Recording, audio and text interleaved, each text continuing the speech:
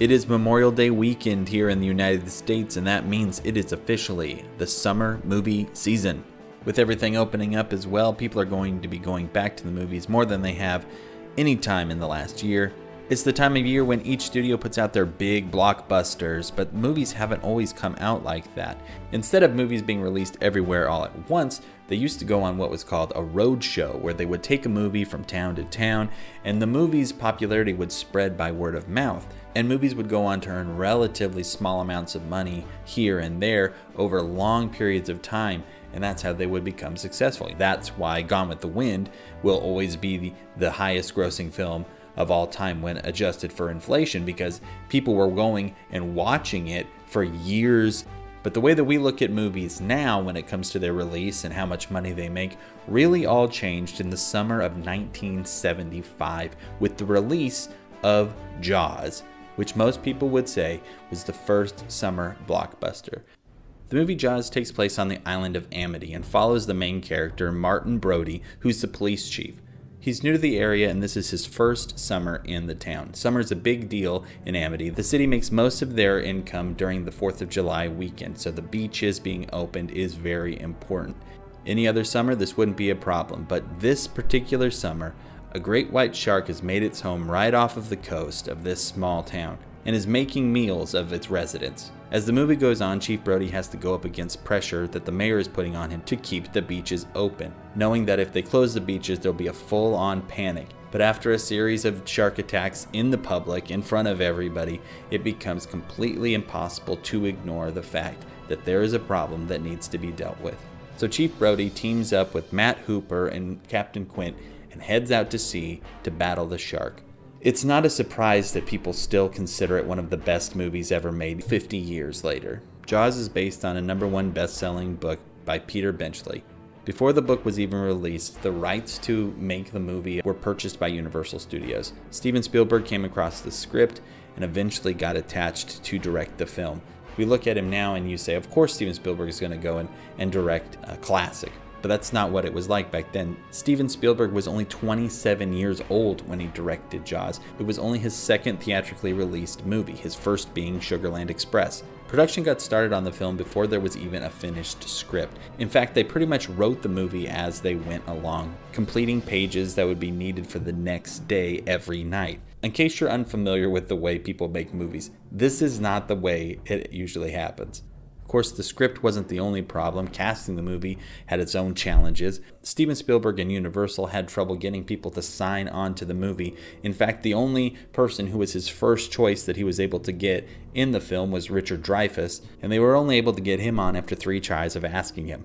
The lead, Roy Scheider, wasn't even cast in like a traditional way. Steven Spielberg met him at a party and was complaining to him about how hard it was to find somebody to play this role, and Roy Scheider said, "Hey, just pick me. I'm an actor. I'd love to be in your movie."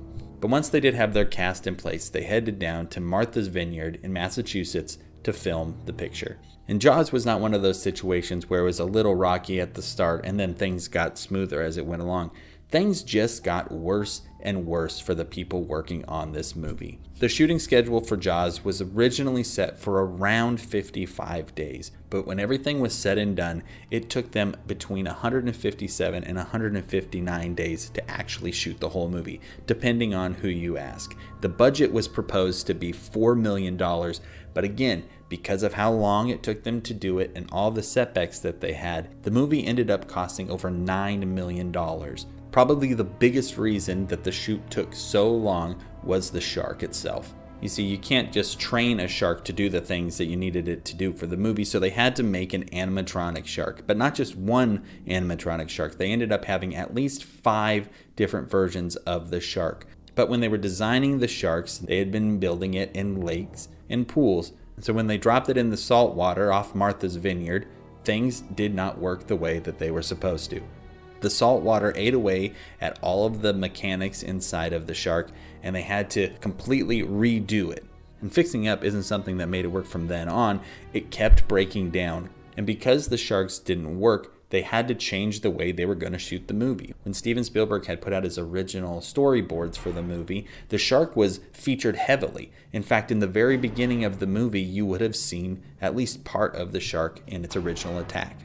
But because of the way the shark was malfunctioning, they had to become creative with how they were going to represent the shark on film.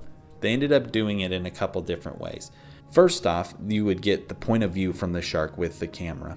This would be paired with the music by John Williams. Whenever you would hear the Jaws theme and see the camera moving underwater, you would know you were in the perspective of the shark. Another way they would represent the shark is by having things attached to the shark, or having the shark be pulling things and having those be floating on top of the water. This didn't just serve the purpose of showing where the shark was, but it also helped to show just how powerful the beast is. And it's these types of limitations that actually went on to help the film. Who knows if Jaws would have been as successful if people had been able to see the shark as much as Steven Spielberg wanted them to. From the very beginning of the film, when the shark eats Chrissy, you are scared. Then by the end of the movie, when you are getting a good look at the shark, and now almost 50 years later, it does look a little bit janky, it doesn't matter because you're completely invested in what is going on. And though the shark was really the biggest problem when it came to filming everything, it wasn't the only thing. They also chose to film the movie on the open ocean, which was something that nobody had ever really done before. This would make it so they had to wait for the weather to be just right, or to make sure that nobody else was in the horizon line, because they wanted to make sure that you felt alone, like the three men on the boat. Some of his cast weren't getting along at all, specifically Richard Dreyfuss and Robert Shaw, which worked out in the film's favor because their characters do not get along, and so they're able to use that kind of energy to really bring more to their performances. As I mentioned before, John Williams' score for this film is really iconic. You don't have to hear more than just a couple of notes to know what it is from. You know what it represents. You know it's only a matter of time until something is going to be eaten. Jaws would go on to become the biggest movie ever released. It was the first time that a major studio had done a wide release in the United States, with 440 theaters opening all at once showing the movie. It had a huge marketing campaign with TV spots, advertisements in newspapers, merchandise being out before the movie was made, so that everybody knew what Jaws was and that they needed to see it so that they wouldn't miss out on the cultural event of the year. People would be lined up around the block to see this movie, waiting hours for their chance to get into the theater.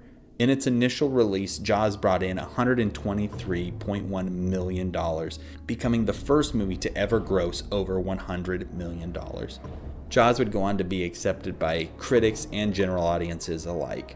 It would be nominated for a total of 4 Academy Awards, losing out Best Picture to One Flew Over the Cuckoo's Nest, but winning the other 3 categories for Best Sound, Best Film Editing, and Best Score. Like any good blockbuster, Jaws would also go on to spawn sequels, which are not very good and you don't really need to watch.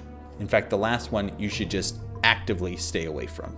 Since the summer of 1975, moviegoing has never been the same. 2 years later, in 1977, Star Wars would prove that this was not just a fluke and that the summer blockbuster was here to stay. With multiplexes opening up, road shows disappeared, and studios began to focus on these big tentpole releases where they could make a big amount of money in a small amount of time. And movies would no longer only be about the movies themselves, but they would feel almost more like commercials for everything that would come out along with it. And none of these changes probably would have happened at the time that they did if the shark would have just worked the way it was supposed to. The shark is not working. The shark is not working. Repeat, the shark is not.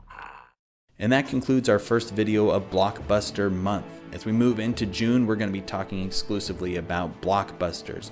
And that'll start up next week with our ranking of the Marvel Cinematic Universe. I'm excited about the different videos that we got coming out, and I hope that you enjoy all of them. Please make sure to hit that like button and subscribe if you think you might enjoy watching some more of my videos. I appreciate the support, and thanks to everybody who keeps coming back, and we'll see you next Saturday.